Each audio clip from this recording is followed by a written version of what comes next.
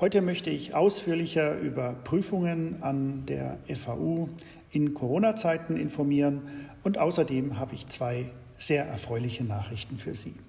Liebe Angehörige der FAU, liebe Studierende, meine sehr verehrten Damen und Herren, auch wenn die meisten von uns im Moment lieber auf irgendeinem Schlittenhang oder in der Sauna wären, es nützt nichts. Die Rahmenbedingungen der Corona-Pandemie werden eher enger statt lockerer und trotzdem müssen wir alle die gleichen Leistungen erbringen wie sonst. Das frustriert Sie und auch mich. Und wir wiederholen seit Wochen die gleichen Durchhalteparolen und auch das macht nicht eben gute Laune. Aber wir sitzen alle im gleichen Boot und ein bisschen tröstet das vielleicht auch.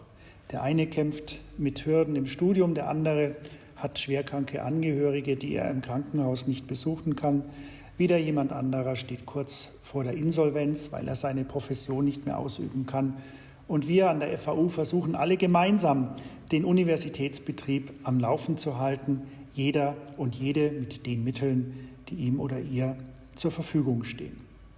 Und deswegen möchte ich heute noch einmal auf das Thema Prüfungen eingehen.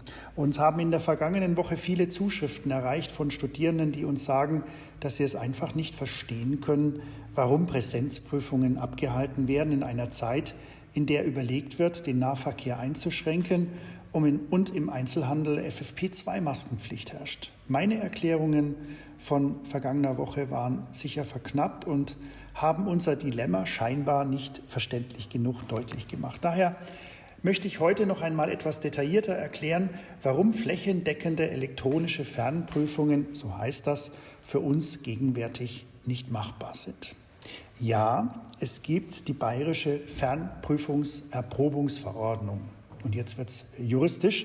Sie stammt aus dem Herbst vergangenen Jahres und macht grundsätzlich den Weg für elektronische Fernprüfungen frei, ebenso wie die von der FAU auf Basis dieser Verordnung erlassene Satzung über die Durchführung elektronischer Fernprüfungen auf Grundlage der bayerischen Fernprüfungserprobungsverordnung.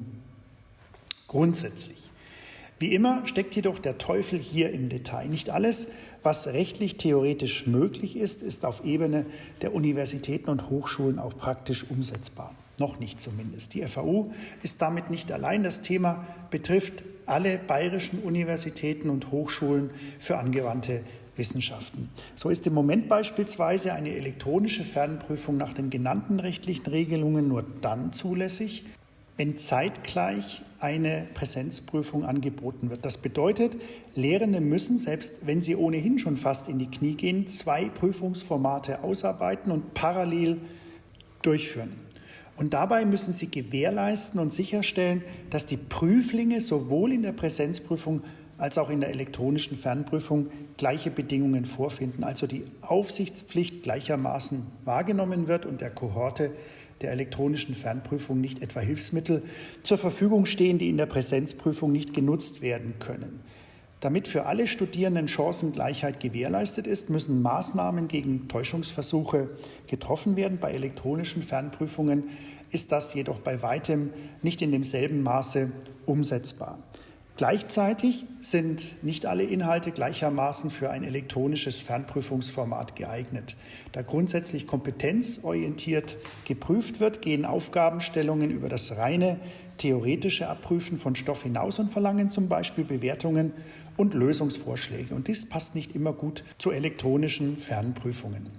Darüber hinaus ist es zum Beispiel rechtlich nicht zulässig, ein angekündigtes Prüfungsformat kurzfristig durch ein anderes zu ersetzen. Das muss mit Vorlaufzeit angekündigt werden und dann auch bei den Inhalten der Vorlesung oder Veranstaltung berücksichtigt werden. An der FAU haben die Prüfenden dort, wo es sinnvoll und möglich ist, bereits umgestellt. Sie können sicher sein, dass die Entscheidung über das jeweilige Prüfungsformat wohl bedacht ist. Und das sind nur einige der Hürden, die im Moment mit den vorhandenen Ressourcen nicht zu meistern sind. Dennoch haben wir große Anstrengungen unternommen, wo immer möglich, auf Präsenzprüfungen zu verzichten. Ich will das zahlenmäßig kurz beschreiben. Nach einer qualifizierten Schätzung finden an der FAU im aktuellen Semester etwa 4.900 Prüfungen statt, nur etwa 570 davon in Präsenz. Sie sehen also, Unsere Lehrenden lassen sich etwas einfallen, wo immer dies möglich ist. In Kombination mit der Rücktrittsoption kommen wir unseren Studierenden so größtmöglich entgegen. Wichtig auch, wir können kaum mehr weiter nach hinten ausweichen. Tun wir dies, überschneiden sich irgendwann die Prüfungen aus dem Winter- und dem Sommersemester. Und obwohl wir bereits extern Räumlichkeiten anmieten, wie etwa an der Messe Nürnberg, reichen die von der Arbeitssicherheit für Prüfung freigegebenen Räume bzw. Hörsäle nicht aus, Prüfungen zweier Semester an der FAU parallel durchzuführen. Vielleicht verstehen Sie nun ein wenig besser, was uns umtreibt, und auch wenn ich Ihren Frust verstehen kann, bitte umgekehrt auch ich um Verständnis und das Vertrauen, dass wir alles tun, was möglich ist, um Ihnen die Prüfungsphase so erträglich wie möglich zu machen. Sollten Sie uns Ihre Bedenken mitteilen wollen, bitte ich Sie, das auch gerne zu tun. Unter der bekannten Corona-Info-Adresse erreichen Sie uns sehr einfach.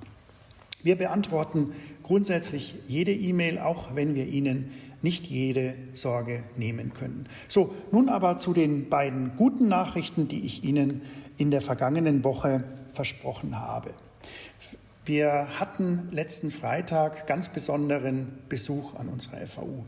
Der Vorstandsvorsitzende der BMW Group, Oliver Zipse, war im Schloss zu Gast und wir haben uns intensiv über mögliche Kooperationen ausgetauscht. Und das Beste ist, mit einer Kooperation haben wir direkt an dem Tag begonnen, nämlich mit dem Joint Sustainability Dialog.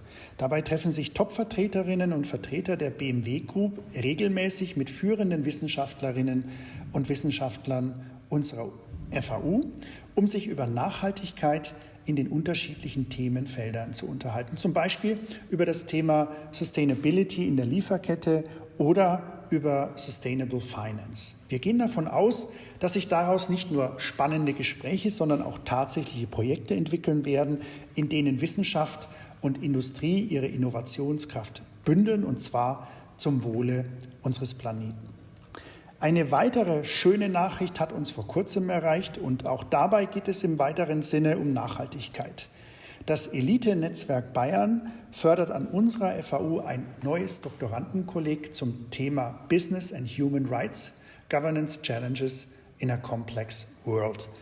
Dafür stellt das Wissenschaftsministerium für 4 Jahre bis zu 8 volle Stellen für Promovierende sowie ein Sachmittelbudget zur Verfügung.